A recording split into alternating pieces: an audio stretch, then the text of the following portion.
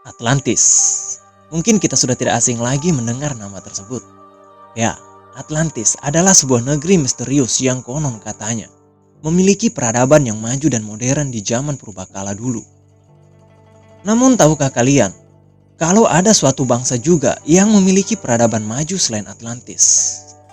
Di video kali ini, kita akan membahas tentang legenda bangsa Lemuria yang memiliki peradaban maju seperti Atlantis ini. Seperti apakah kisahnya? Simak terus.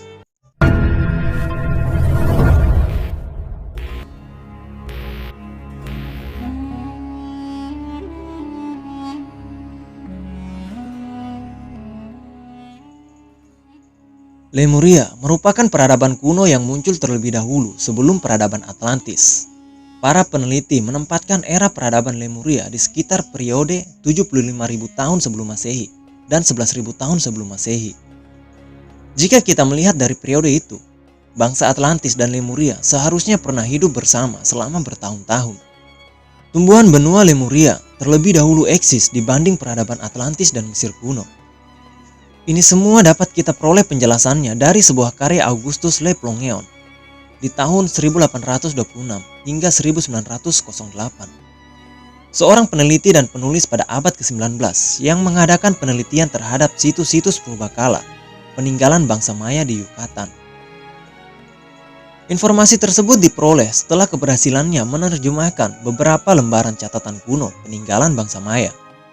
Dari hasil terjemahannya, diperoleh beberapa informasi yang menunjukkan bahwa bangsa Lemuria memang lebih tua daripada nenek moyang mereka, yaitu Atlantis.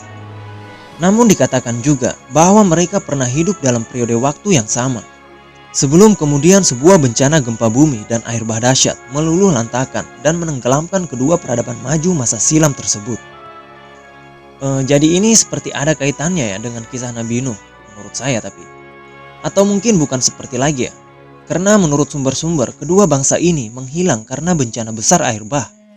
Apalagi bangsa Atlantis yang terkenal dengan ketamakan dan keserakahannya ini. Dan kalau kita berpacu dari kitab suci juga, mungkin saja ini alasan Tuhan menurunkan hujan besar yang menyebabkan air bah. Karena pada saat itu manusia-manusia di bumi itu lupa akan hakikatnya, yang terlalu serakah akan harta dunia dan menyembah dewa-dewa lain. Makanya Tuhan menjadi sangat murka karena sifat tamak manusia-manusia di bumi pada saat itu. Dan akhirnya terjadilah air bah yang melanda bumi pada saat itu. Dan hanya Nabi Nuh sajalah dan beberapa manusia lain dengan beberapa hewan yang selamat. Ini menurut saya ya. Kalau kalian punya pandangan lain, coba komen di bawah agar kita bisa saling tukar pendapat. Oke, lanjut ke cerita. Hingga saat ini, letak dari benua Lemuria pada masa silam masih menjadi kontroversi.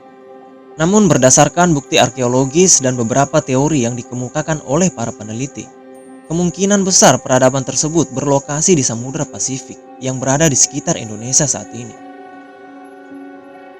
Banyak arkeolog mempercayai bahwa Pulau Paskah yang misterius itu merupakan bagian dari benua Lemuria. Hal ini jika dilihat dari ratusan patung batu kolosal yang mengitari pulau dan beberapa catatan kuno yang terukir pada beberapa artefak yang mengacu pada bekas-bekas peninggalan peradaban maju pada masa silam. Mitologi turun-menurun para suku Maori dan Samao yang menetap di pulau-pulau di sekitar Samudra Pasifik juga menyebutkan bahwa dahulu kala pernah ada sebuah daratan besar di Pasifik yang hancur diterjang oleh gelombang pasang air laut dahsyat, yaitu tsunami. Namun sebelumnya bangsa mereka telah hancur terlebih dahulu akibat peperangan. Keadaan Lemuria sendiri digambarkan sangat mirip dengan peradaban Atlantis, yaitu memiliki tanah yang subur, masyarakat yang makmur, dan penguasaan terhadap beberapa cabang ilmu pengetahuan yang sangat mendalam. Seperti banyak dikemukakan oleh beberapa spiritual dan arkeologis, bahwa bangsa pakar Lemuria dan Atlantis menggunakan kristal secara intensif dalam kehidupan mereka.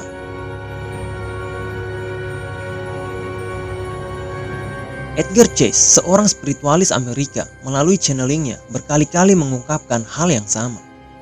Kuil-kuil Lemuria dan Atlantis menempatkan sebuah generator kristal raksasa yang dikelilingi kristal-kristal lainnya, baik sebagai sumber tenaga maupun berbagai penyembuhan.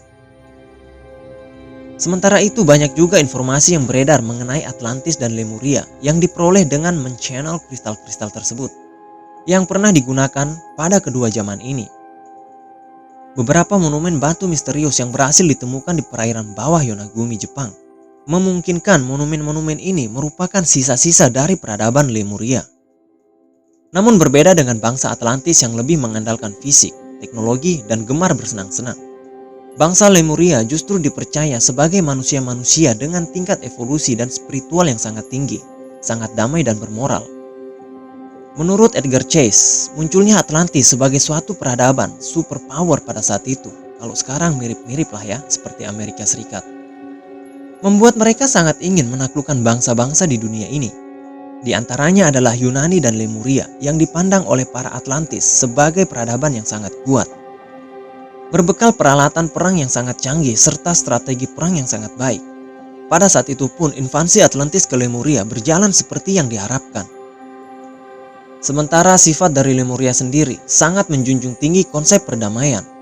Mereka tidak dibekali dengan teknologi perang secanggih bangsa Atlantis, sehingga dalam sekejap Lemuria pun jatuh ke tangan Atlantis. Konon, para Lemuria yang berada dalam kondisi terdesak akhirnya banyak meninggalkan bumi untuk mencari tempat tinggal baru di planet lain yang memiliki karakteristik mirip seperti bumi. Mungkin keberadaan mereka saat ini belum kita ketahui. Ada yang mengatakan saat ini tinggal di planet Terra, di gugus bintang Pleiades.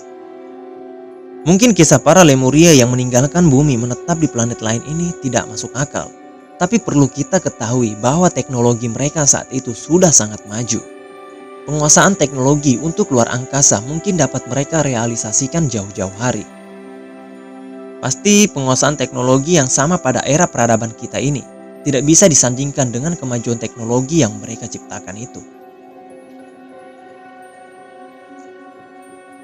Dari sekelumit kisah yang sudah diuraikan di atas, kita dapat menarik sebuah kesimpulan bahwa para Lemurian tidak musnah oleh bencana gempa bumi dan air bah, seperti yang dialami oleh para bangsa Atlantis. Namun karena peranglah yang membuat sebagian dari mereka berguguran. Sementara setelah kekalahannya oleh bangsa Atlantis, otomatis wilayah Lemurian ini dikuasai oleh para bangsa Atlantis kan ya. Sampai saat akhirnya daratan itu diterpa oleh bencana yang sangat besar, yang kemudian menenggelamkannya bersama beberapa daratan lainnya, termasuk diantaranya Atlantis itu sendiri. Sebagai referensi, Istana Tayfur-Kafi di Istanbul, Turki, tersimpan selembar peta kuno yang sangat unik. Peta kuno yang terbuat dari bahan kulit rusa ini ditemukan pada awal abad ke-18. Sekilas jika dilihat mungkin hanya merupakan selembar replika peta daratan di masa lalu. Dalam peta tersebut hanya kawasan Laut Tengah yang tergambar secara tetap. Sedangkan kawasan lainnya seperti benua Amerika dan benua Afrika tergambar sangat berbeda. Kemudian saat para ilmuwan menelitinya dengan lebih lanjut, hasil yang diperoleh sangat mengejutkan. Karena ternyata peta kuno ini sebenarnya adalah gambaran udara dari angkasa yang sangat detail. Jika disandingkan dengan gambar yang diambil oleh Apollo ke-8, maka peta kuno Turki ini bagaikan fotokopinya. Gambaran perubahan garis besar pada benua Amerika dan Afrika di peta kuno tersebut sesuai dengan gambar yang diambil melalui pesawat Apollo ke-8 itu. Dan yang lebih menakjubkan lagi adalah bahwa peta kuno itu melukiskan bentuk rumit permukaan bumi. Kutub selatan yang tertutup lapisan es tebal, tidak ada perbedaan sedikit pun dengan hasil gambar pemetaan yang menggunakan fotometer yang dilakukan oleh tim eksplorasi kutub selatan pada tahun 1952. Yang mengadakan penyelidikan keadaan bumi di bawah lapisan es. Lalu pada masa purbakala, peta itu sudah tercetak sangat detail dari atas udara. Kira-kira bagaimana caranya? Ya sudah pasti yang mencetak peta tersebut menguasai teknologi tinggi melalui angkasa. Dan dari penemuan peta kuno ini juga menjadi suatu bukti akan kemajuan pengetahuan ilmu astronomi peradaban lampau yang sampai detik ini pun belum bisa dikuasai oleh manusia-manusia zaman sekarang, yang mungkin memiliki peralatan yang lebih canggih dari mereka.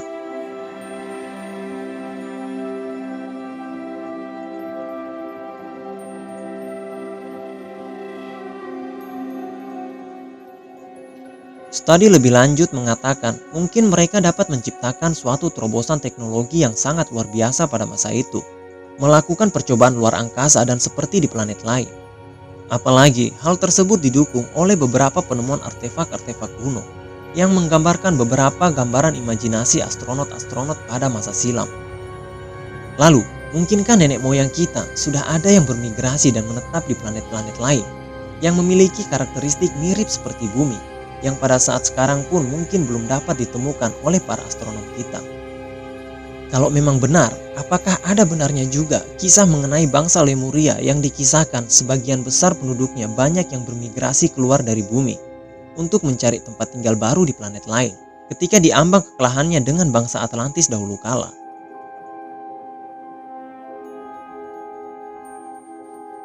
Sementara itu, di Indonesia sendiri, tepatnya di Kalimantan Selatan, pernah dihebohkan dengan berita yang beredar beberapa waktu lalu oleh penampakan sebuah peradaban yang sangat modern yang tertangkap sebuah video handphone pada tahun 2003 lalu.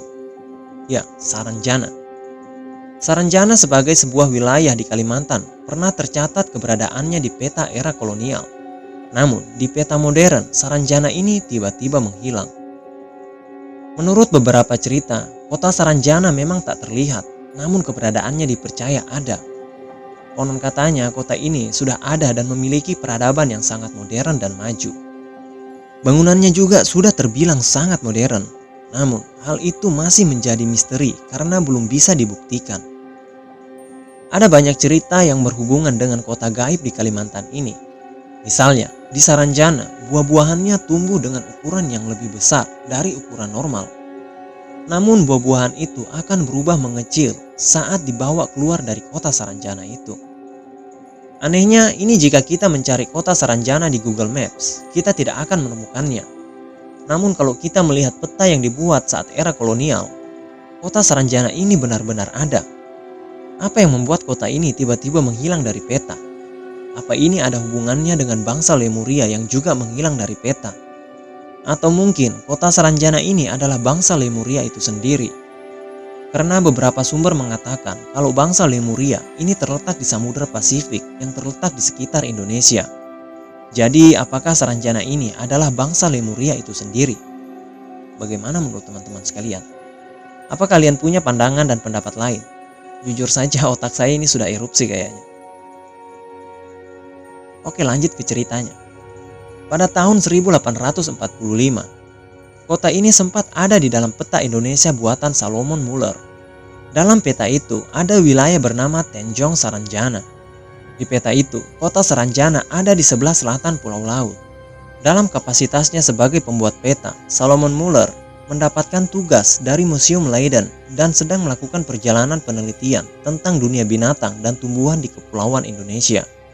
Namun belum bisa dipastikan apakah Salomon Muller pernah berkunjung ke Saranjana sebelum memetakannya. Salomon Muller pun tidak pernah menyinggungnya dalam beberapa artikel yang pernah ia terbitkan. Namun begitu, ilustrasi kota Saranjana di Kalimantan sendiri yang terkenal sebagai kota gaib tercatat di peta Indonesia kuno.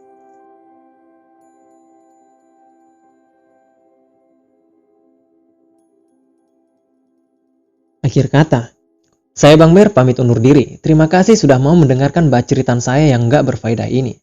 Jika ada kata yang tidak pantas atau penyampaian kata yang kurang tepat, tolong dimaafkan. Karena video ini hanya sebatas hiburan. Thank you dan terima kasih.